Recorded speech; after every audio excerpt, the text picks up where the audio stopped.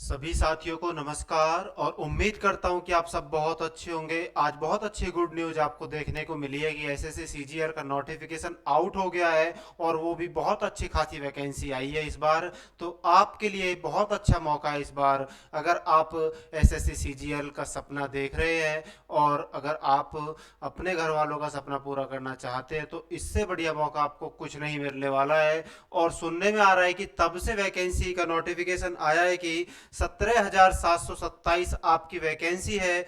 और उसके बाद ये कयास लगाए जा रहे हैं कंटिन्यू कि भाई तब से ही एक चर्चा शुरू हो गई है कि 24,000 से प्लस आपकी वैकेंसी चली जाएंगी। आप देख रहे हैं कि कंटिन्यू चाहे वो कोई भी डिपार्टमेंट हो वैकेंसीज लगातार इंक्रीज हो रही है। चाहे आपने देखा होगा कि भाई अभी रेलवे में एएलपी में भी वैकेंसीज आपको 3 गुना हो गई थी जो नोटिफिकेशन के अकॉर्डिंग।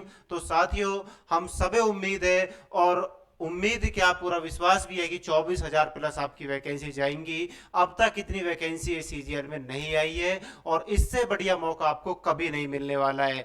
तो हम चर्चा करेंगे कि खुफिया रणनीति आपको जो सिलेक्शन दिला सकती है। जो भी साथी या तो तैयारी कर रहे हैं काफी दिन से या फिर जो अभी तैयारी पे नए लगेंगे, बस आप दिल से मेहनत कर लेना। 6 महीने या 4 महीने आपको सिलेक्शन 100% मिलेगा। बस आपको अच्छे दिल से मेहनत करनी है।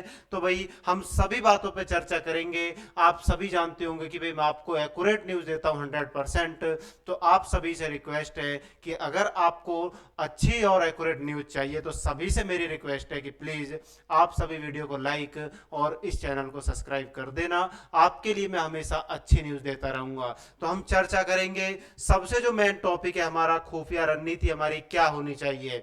तो भाई फॉर्म स्टार्ट डेट पे चर्चा कर लेते हैं। तो ये भाई हमारे आज से ही स्टार्ट हो गए 24 जून से आपके फॉर्म भरने स्टार्ट है। और एंड डेट भी आपकी जो है 24 जुलाई। मतलब मान के चलिए कि आपको 1 महीने का समय मिला है। 1 महीने का समय। और योग्यता आपकी क्या है दोस्तों, आप ग्रेजुएट होने चाहिए। और अगर आपकी एज की बात करते हैं तो भाई एज आपकी 22 साल से लेकर और 27 साल। उसके बाद आपको जो भी रिलैक्सेशन मिलता है ओबीसी और जो भी आपको एससी एसटी ओबीसी जो भी आपको रिलैक्सेशन मिलता है वो अलग है। तो आपको इन चीज़ों को सभी को जानकर बस एक चीज़ का वेट होगा कि खुफिया रणनीति क्या है जो हमको सिलेक्शन दिला सकती है। तो साथियों खुफिया रणनीति ये है कि सिर्फ आपको इतना काम करना है। पहले आप अपना एक बेसिक अपना जो सिलेबस है उसको कंप्लीट करिए और मुझे उम्मीद है बहुत से स्टूडेंट्स ने वो सिलेबस कंप्लीट कर रखा होगा। उसके बाद आपको क्या करना है, पिछले 3 साल के आपको सीजीएल के पेपर उठाने हैं। सीजीएल के जितने भी एग्जाम हुए हैं उनके 3 साल के पेपर उठाने हैं प्रीवियस ईयर। और उसके बाद क्या करना है कि जैसे मान लीजिए आप अगर जीएस को स्टार्ट करते हैं या इंग्लिश को स्टार्ट करते हैं तो जीएस पे आते हैं। जीएस पे अगर पॉलिटी से कोई क्वेश्चन है कि भाई आपकी नागरिकता किस अनुच्छेद में है, तो नागरिकता अनुच्छेद आपका दिया रहेगा कि भाई अनुच्छेद किस में है। तो उसको बता देना है कि मान लीजिए नागरिकता 5वें अनुच्छेद में आती है और उसके बाद वहां पे लिखा होगा 8, 9, 10 और 11। तो कहने का मतलब ये है कि सभी चारों ऑप्शंस की आपको जानकारी होनी चाहिए। इसी प्रकार आपको इंग्लिश अगर आप तैयार कर रहे हैं तो इंग्लिश में भी आपको चारों ऑप्शंस की नॉलेज होनी चाहिए कि क्या हमारा सही है क्या गलत है। तो इसी प्रकार आपको अगर मैथ्स में कोई क्वेश्चन आपका परसेंटेज से आता है और पूछता है कि भाई इलेक्शन वाला क्वेश्चन आया और इलेक्शन में आपको किस टाइप के क्वेश्चन और बन सकते हैं, इस टाइप के आप इस तरीके से आप तैयारी करिए।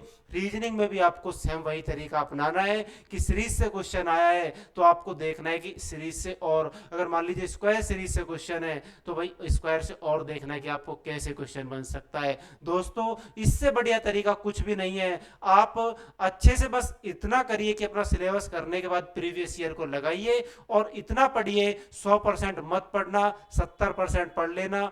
ऐसा पढ़ लेना कि अगर 70 में से आप एक भी क्वेश्चन गलत ना करें, बस आपका सिलेक्शन 100% होगा।